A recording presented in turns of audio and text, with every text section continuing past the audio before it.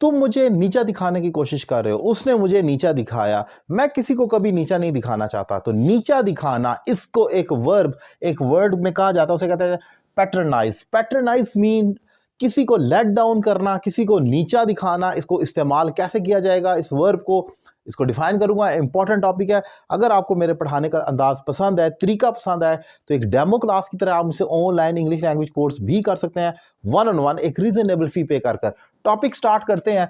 जैसे ये एक इंपेरेटिव सेंटेंस है, मैं कहता हूं मुझे नीचा मत दिखाओ, तो मैं कहूंगा डोंट पैट्रनाइज मी।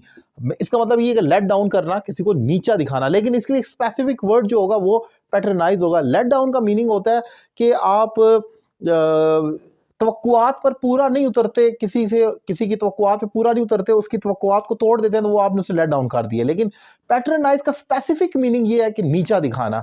अगर ये पास्ट में चला जाए तो मैं कहता हूं उसने मुझे नीचा दिखाया, तो मैं कहूंगा शी पैट्रनाइज्ड मी, यानी कि उसने मुझे नीचा दिखाया। तुम मुझे नीचा दिखाओगे तो यू विल पैट्रनाइज मी। वो मुझे नीचा दिखा रहा है, शी या दिखा रही है, शी इज पैट्रनाइजिंग मी, तो वो आईएनजी के साथ भी होगा, थर्ड फॉर्म में भी होगा, फ्यूचर में भी जाएगा, तो वो अकॉर्डिंगली टेंस के यूज होता रहेगा। लेकिन इंपॉर्टेंट पॉइंट जो है वो ये कि नीचा दिखाना ये एक रेगुलर वर्ब है।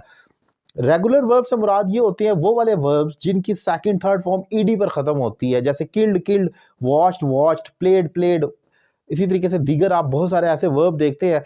फ्रस्ट्रेट है तो फ्रस्ट्रेटेड हो जाता है, तो प्लेड। तो ये रेगुलर वर्ब होते हैं। तो सेम पैट्रनाइज के भी आपको सेकंड थर्ड फॉर्म याद करने की जरूरत नहीं है। पैट्रनाइज्ड बन जाएगी, यानी कि किसी को भी नीचा दिखाना। और ऑब्वियसली फिर आप हर टेंस में उसको इस्तेमाल तो कर ही सकते हैं। एक एग्जांपल अब आपके लिए छोड़कर जा रहा हूं कि उसने मुझे नीचा दिखाने की कोशिश की, उसने मुझे नीचा दिखाने की कोशिश की। इसकी क्या इंग्लिश होगी कमेंट बॉक्स में लिखें, और ऑनलाइन क्लासेस के लिए नंबर आपकी स्क्रीन पर मौजूद है। Thank you very much.